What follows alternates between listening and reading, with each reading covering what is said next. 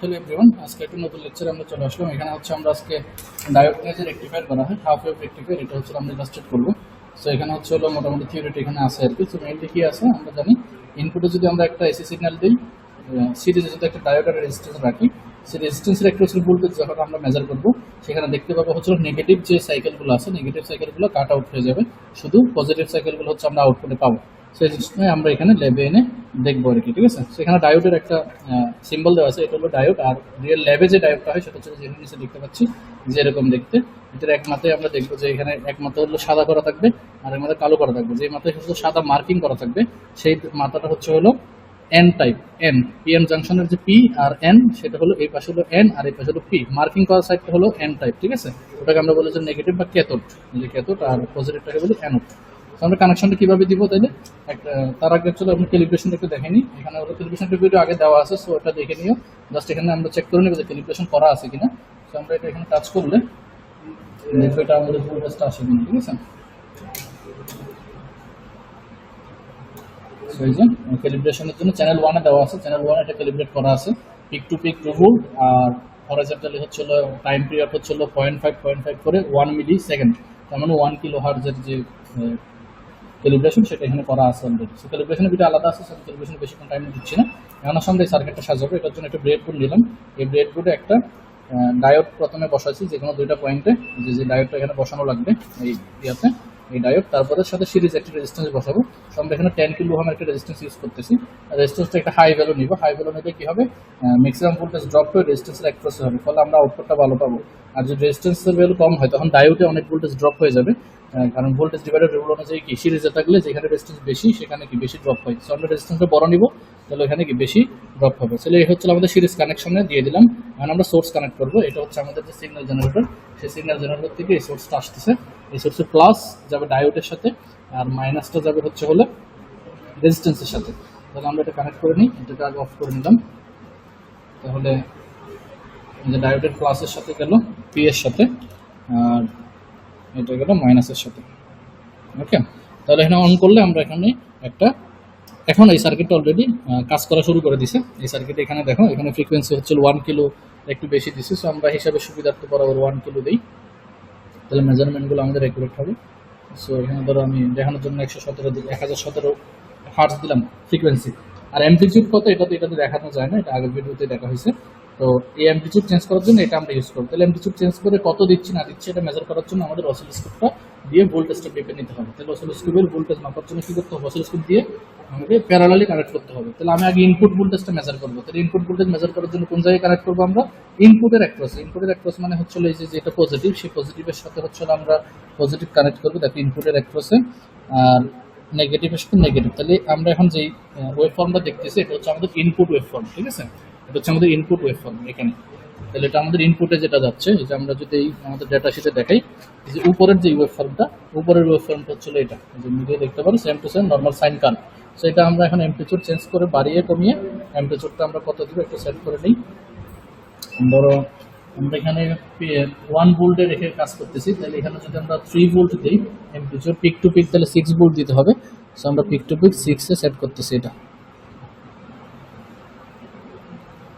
এই যে এখন পিক টু পিক 6 ভোল্ট দেখা যাচ্ছে, যে এখান থেকে এই পর্যন্ত 6 ঘর আছে, 6 গ্রিড, 6 গ্রিড মানে প্রতি গ্রিড সমান 1 ভোল্ট। এখন এটা যদি 2 তে দিয়ে আমরা ক্যালকুলেট করতাম, দেখতে এটা গ্রিড নাম্বার অর্ধেক হয়ে যেত, বাট ভোল্টেজ কিন্তু সেম আছে। সো আমরা বোঝার সুবিধার জন্য 1 ভোল্টে রাখতেছি আপাতত। সো এক্সপেরিমেন্ট করার সময় যে কোনোটাতে রাখা যাবে, কোনো সমস্যা নেই। তারপর আসো এখন আমাদের তাহলে ইনপুট দেওয়া হয়ে গেছে। তাহলে আমরা যে কাজটা এক্সপেরিমেন্ট করার সময় এটার একটা ছবি তুলে রাখবো, মানে এই যে গ্রাফটার একটা ছবি তুলে রাখবো। তাহলে এই ছবি থেকে আমরা এটাকে প্রিন্ট আউট করবো আর কি, বোঝার সুবিধার জন্য, আমরা কি পাচ্ছি সেটা বোঝার জন্য। তাহলে এটা তুমি ছবি তোলার সময় এটা নিয়ে একটা কাজ করবা, একসাথের পজিশনটা চেঞ্জ করে নর্মাল সাইন কার্ভ যেরকম করে দিতে হয়, 0 থেকে শুরু করবা। এই যে সাইন কার্ভ 0 থেকে শুরু হচ্ছে, যে এখান থেকে 0 থেকে শুরু হয়ে ম্যাক্সিমাম হয়েছে, তারপর কমতেছে, তারপর বাড়ছে, তারপর কমতেছে। তাহলে আমরা যখন এটার আউটপুটটা মেজার করবো তখন দেখবো এই নেগেটিভগুলো, এই নেগেটিভ সাইকেলগুলো দেখবার থাকবে না, নেগেটিভ সাইকেলগুলো কাট আউট হয়ে যাবে। এই যে নেগেটিভ সাইকেল বাদ হয়ে যায়, এটাকে আমরা বলি কি হাফ ওয়েভ রেকটিফায়ার। তাহলে এখন আসো আমরা ভোল্টেজটা কারেক্ট মেজার করবো। এখন ইনপুট মেজার শেষ, এটা ছবি তোলা শেষ, এটার ভ্যালু এখান থেকে আমরা যা যা নেওয়া দরকার ফ্রিকোয়েন্সি মেজার করে নেব, পিক টু পিক টাইম হিসাব করে, তারপর peak to peak peak to peak voltage measure করে নেবে। এখানে 6 ভোল্ট দিচ্ছি আমি, তুমি অন্য ভোল্ট দিয়ে করবা। অ্যামপ্লিটিউড ওইটার অর্ধেক করে নিবা। আরএমএস ভ্যালু মেজার করা আমরা লাস্ট দিন দেখছি একটা মাল্টিমিটারে, এখানে ইনপুটের অ্যাক্রসে ধরবো, আরএমএস ভ্যালু পেয়ে যাবে।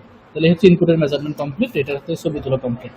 এখন আসো আমরা আউটপুট মেজার করবো। তাহলে আউটপুট মেজার করার জন্য আমাকে যে অসিলোস্কোপ আছে সেটা খুলতে হবে। অসিলোস্কোপটা খুলে এখন রেজিস্ট্যান্সের অ্যাক্রসে লাগাতে হবে। আমি একদম খুলে একদম দেখাচ্ছি, এই যে একদম খুলে ফেললাম।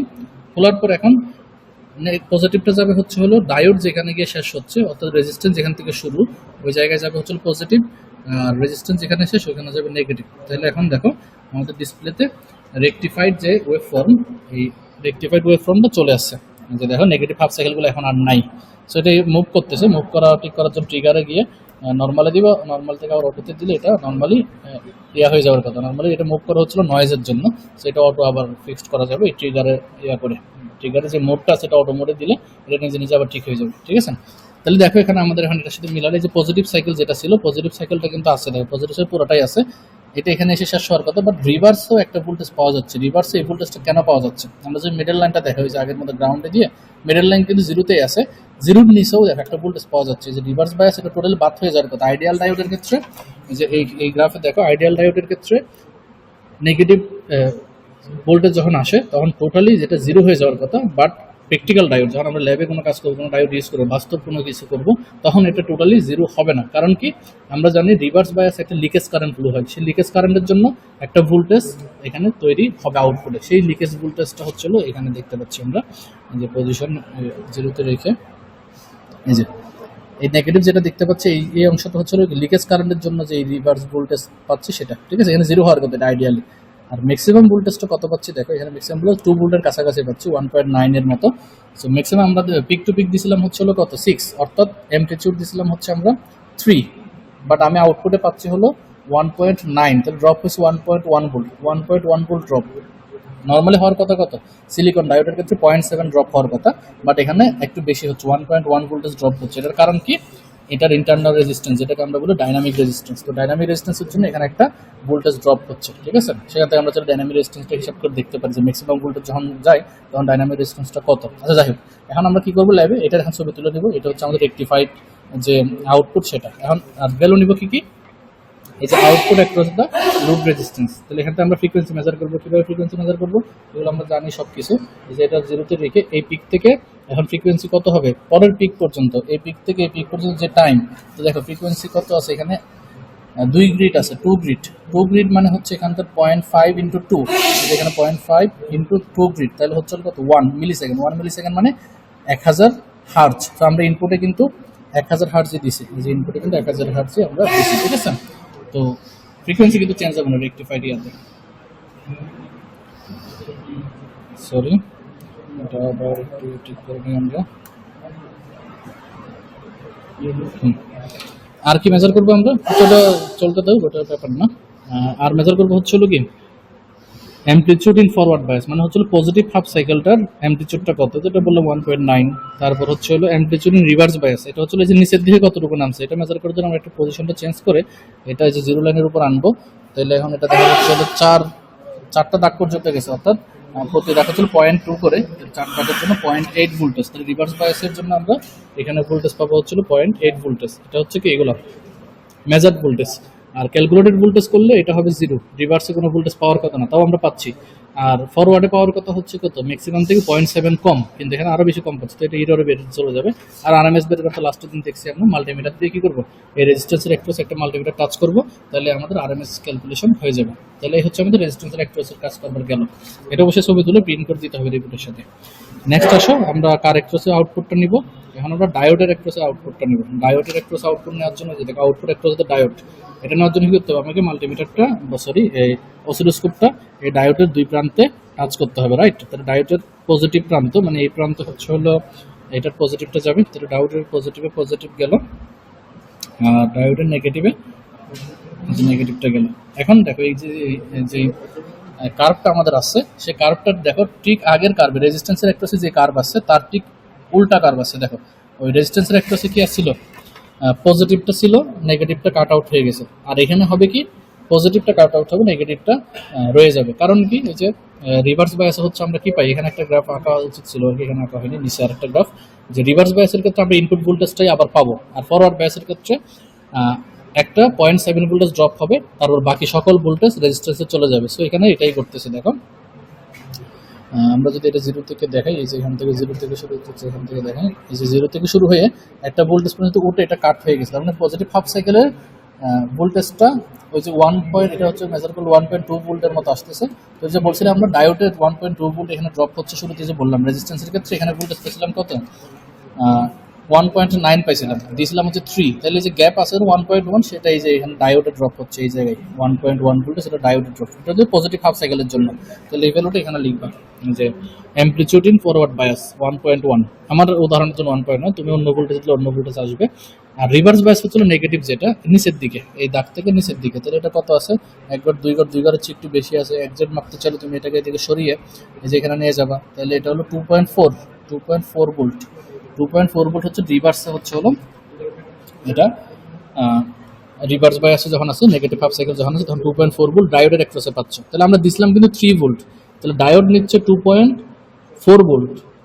তাহলে বাকি যে 0.6 ভোল্ট ওটা কিন্তু ওই যে রেজিস্ট্যান্সের অ্যাক্রসে আমরা যে একটা নিয়ে দেখাইছিলাম না, যে এটা 0 হওয়ার কথা, এখানে 0 না হয়ে একটা নিচের দিকে একটা ভোল্টেজ চলে আসছিল, ওই নিচের ওই ভোল্টেজটাই ওইটা। ঠিক আছে, অর্থাৎ রেজিস্ট্যান্সের অ্যাক্রসে যে ওয়েভ ফর্মটা তুমি পাচ্ছ, ডায়োডের অ্যাক্রসে যে ওয়েভ ফর্মটা পাচ্ছ, এই দুটো ওয়েভ ফর্মকে যোগ করলে, মানে ডিরেক্ট যোগ, একদম সামেশন করলে তুমি কি পাবা, ইনপুটের যে ওয়েভ ফর্ম সেটা পাবা। তো এখানে ওই ঘটনাটাই ঘটতেছে। তাহলে এখানে আমরা ডায়োডের অ্যাক্রসে আউটপুটটা পেয়ে যাচ্ছি। ওকে, আর ফ্রিকোয়েন্সি যদি মেজার করতে চাও, পিক টু পিক মেজার করবা। যে নিচে আমরা দুইটা পিককে 0-র উপর রাখলাম, এটা যে 0-তে আছে, এটা 1-এ আছে, তখন এখানে 1K ফ্রিকোয়েন্সি আছে। সো ফ্রিকোয়েন্সি বাড়েও নি কমেও নি, ঠিক আছে, ফ্রিকোয়েন্সি কিন্তু চেঞ্জ হবে না।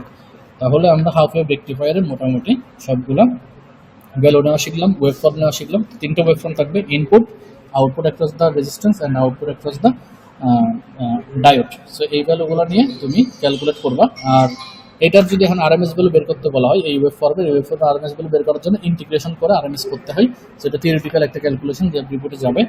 আর একটা হচ্ছে হলো এটার আরএমএস বের করতে হবে, এটার আরএমএস, 3টার আরএমএস তুমি 3টা ইন্টিগ্রেশনের মাধ্যমে ক্যালকুলেশনে এবং সার্কিট ডিজাইনে 2 জায়গায় করতে হবে। ঠিক আছে, সো আমরা এক্সপেরিমেন্ট এই পর্যন্তই রাখতেছি এটা, তাছাড়া তেমন কিছু নাই। তো সবাই ভালো থাকো, আল্লাহ হাফিজ।